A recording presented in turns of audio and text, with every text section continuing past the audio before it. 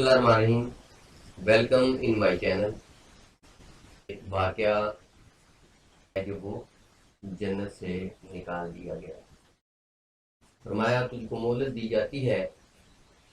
پھر شیطان نے کہا مجھے تو نے ملعون کیا ہی ہے، میں بھی تیرے سیدھے راستے پر ان کو گمراہ کرنے کے لیے بیٹھوں گا. پھر ان کے آگے سے اور پیچھے سے اور دائیں اور بائیں سے غرض ہر طرف سے آؤں گا اور ان کی راہ خراب کروں گا. تھوڑا آپ ان میں اکثر کو شکر گزار نہ پائیں گے. خدا نے فرمایا نکل جا یہاں سے حقارت زدہ مردود. جو لوگ ان میں سے تیری پیروی کریں گے میں ان کو اور تجھ کو جہنم میں ڈال کر تم سب سے جہنم کو بھر دوں گا. اور پھر ہم نے آدم سے کہا کہ تم اور تمہاری بیوی جنت میں رہو اور جہاں چاہو اور جو چاہو تناول کرو، مگر اس درخت کے پاس نہ جانا ورنہ گناہ گار ہو جاؤ گے. تو شیطان دونوں کو بہکانے لگا تاکہ ان کے پردہ کی چیزیں جو ان سے پوشیدہ تھیں کھول دے، اور کہنے لگا تم کو تمہارے پروردگار نے اس درخت سے صرف اس لیے منع کیا ہے کہ تم فرشتے نہ بن جاؤ یا ہمیشہ جیتے نہ رہو. اور ان سے قسم کھا کر کہا کہ میں تو تمہارا خیر خواہ ہوں. ہاں مردود نے دھوکہ دے کر ان کو گناہ کی طرف کھینچ ہی لیا. جب انہوں نے اس درخت کے پھل کو کھا لیا تو ان کے پردے کی چیزیں کھل گئیں اور وہ بہشت کے درختوں کے پتے توڑ توڑ کر اپنے پر چپکانے لگے اور سطر چھپانے لگے. تب ان کے پروردگار نے ان کو آواز دی کیا میں نے تم کو اس درخت کے پاس جانے سے منع نہ کیا تھا اور بتلا نہ دیا تھا کہ شیطان تمہارا کھلا دشمن ہے.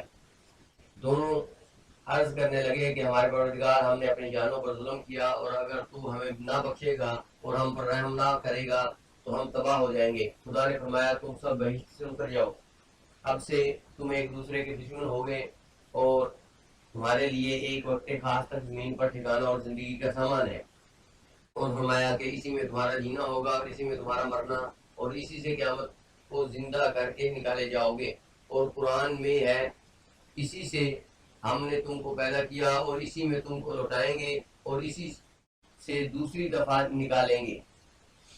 اور ہم نے انسان کو کھنکھناتے سڑے ہوئے گارے سے پیدا کیا ہے اور جنوں کو ہم نے اس سے بھی پہلے بغیر دھوئیں کی آگ سے پیدا کیا تھا. اور جب تمہارے پروردگار نے فرشتوں سے فرمایا کہ میں کھنکھناتے سڑے ہوئے گارے سے ایک انسان بنانے والا ہوں، جب اس کو صورت انسانیہ میں درست کر لوں اور اس میں اپنی روح پھونک دوں تو اس کے آگے سجدے میں گر پڑنا. تو فرشتے سب سجدے میں گر پڑے مگر شیطان نہ مانا اور اس نے سجدہ کرنے والوں کے ساتھ ہونے سے انکار کر دیا. خدا نے فرمایا اے ابلیس تجھے کیا ہوا کہ تو سجدہ کرنے والوں میں شامل نہ ہوا؟ کہا میں ایسا نہیں ہوں کہ وہ انسان کو جس کو تم نے کھنکھناتے سڑے ہوئے گارے سے پیدا کیا ہے اس کو سجدہ کروں. خدا نے فرمایا یہاں سے نکل جا، تو مردود ہے اور تجھ پر قیامت کے دن تک لعنت برسے گی. اس نے کہا پروردگار مجھے اس دن تک مہلت دے جب لوگ مرنے کے بعد زندہ کیے جائیں گے. فرمایا کہ تجھے مہلت دی جاتی ہے وقت مقرر کے دن تک. اس نے کہا پروردگار جیسا تو نے مجھے راستے سے الگ کیا ہے میں بھی زمین میں لوگوں کے لیے گناہوں کو مزین کر کے دکھاؤں گا اور ان کو بہکاؤں گا، مگر ان میں جو تیری مخلص بندے ہیں ان پر میرا زور نہیں.